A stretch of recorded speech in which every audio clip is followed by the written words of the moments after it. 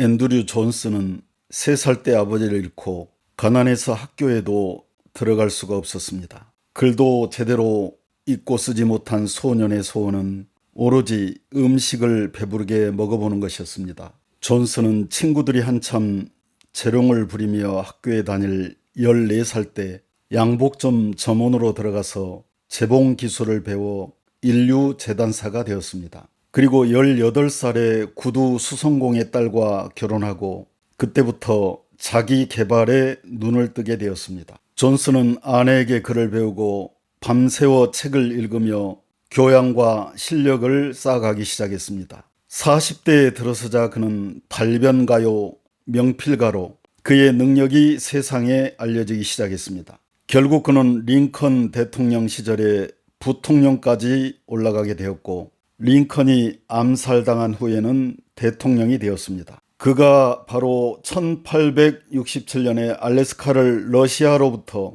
720만 달러에 사들인 미국 제17대 대통령 앤드류 존슨입니다. 알래스카는 미국 본토의 5분의 1에 해당하는 넓은 땅입니다. 당시 러시아는 그곳을 쓸모없는 땅으로 여기고 팔아버렸습니다. 하지만 존슨은 그 땅의 숨은 가치를 발견하는 안목을 가졌습니다. 더구나 당시 미국 의회에서는 대통령과 국무장관을 소환하고 의회의 동의도 없이 쓸모없는 땅을 사들이는 무모한 짓을 했다고 질책했습니다. 하지만 그로부터 50여 년이 지난 1920년부터 알래스카는 황금과 원유, 천연가스와 목재 및 어자원 등으로 그 가치를 측정하기 힘들 정도로 귀중한 보물의 땅이 되었습니다. 겉보기에는 얼음으로 뒤덮인 쓸모없는 땅으로만 보였던 알래스카가 그 속에 아직 드러나지 않은 무한한 잠재력과 가치를 품고 있었던 것처럼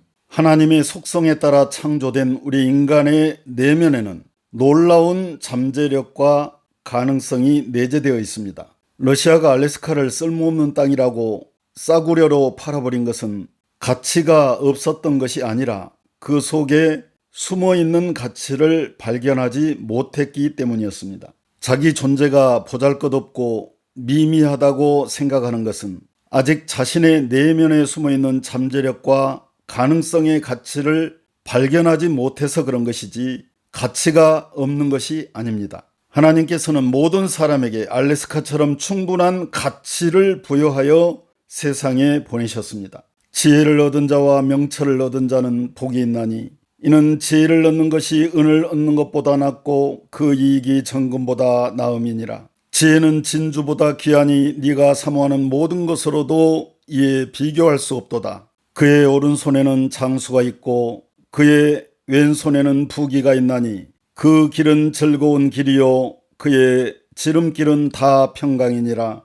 지혜는 그 얻은 자에게 생명나무라. 지혜를 가진 자는 복되도다. 하나님께서 사람을 만드실 때 하나님의 속성과 능력을 인간에게 부여하셨기 때문에 인간에게는 신적 능력이 잠재되어 있습니다.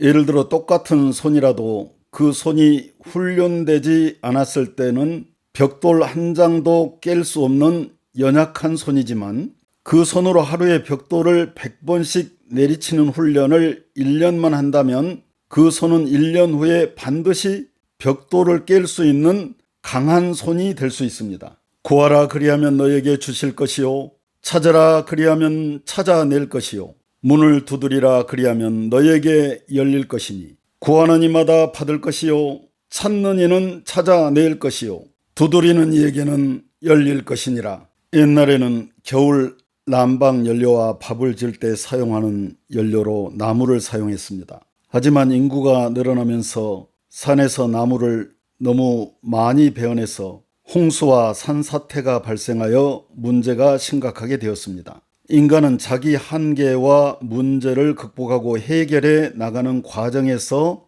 발전하고 성장하게 됩니다. 처음에는 육안으로 보이는 곳에서 연료를 찾았지만 눈에 보이는 연료가 바닥나자 인간은 눈에 보이지 않는 연료를 찾기 시작했습니다. 땅을 파보니 땅 위에 있는 연료보다 훨씬 더 좋은 연료인 석탄이 땅 속에 숨어 있었던 것입니다. 석탄의 발견으로 인류는 에너지에 있어서 획기적인 전환점을 맞이하게 되었습니다. 하지만 인류의 문명이 더욱 발달하고 인구가 늘어나면서 인간은 석탄만으로 연료와 에너지의 문제를 다 해결하기에는 한계가 있었습니다. 그래서 땅을 더 깊이 파보았더니 그 속에는 석탄보다 훨씬 더 질 좋은 연료인 석유와 가스가 들어 있었습니다. 하나님께서는 인류가 사용할 연료를 완벽하게 창조하셔서 땅속 깊이 묻어두시고 시대에 따라 필요에 따라 꺼내 쓰도록 비축해 두셨던 것입니다. 사람이 마음으로 자기의 길을 계획할지라도 그의 걸음을 인도하시는 이는 여호와시니라. 과학은 무에서 유를 창조하는 것이 아니라 이미 창조해 놓으신 하나님의 창조를 발견해 나가는 과정입니다. 예를 들어 우주과학이라 하면 우주를 창조하는 것이 아니라 이미 하나님께서 창조해 놓으신 우주를 발견해 가는 과정이 우주과학입니다. 인간은 창조하는 것이 아니라 하나님의 창조를 발견하고 개발해서 사용하는 것입니다. 그러므로 하나님을 의지하며 구하고 찾고 두드리는 자는 지금보다 더 나은 인생을 살아갈 수 있습니다.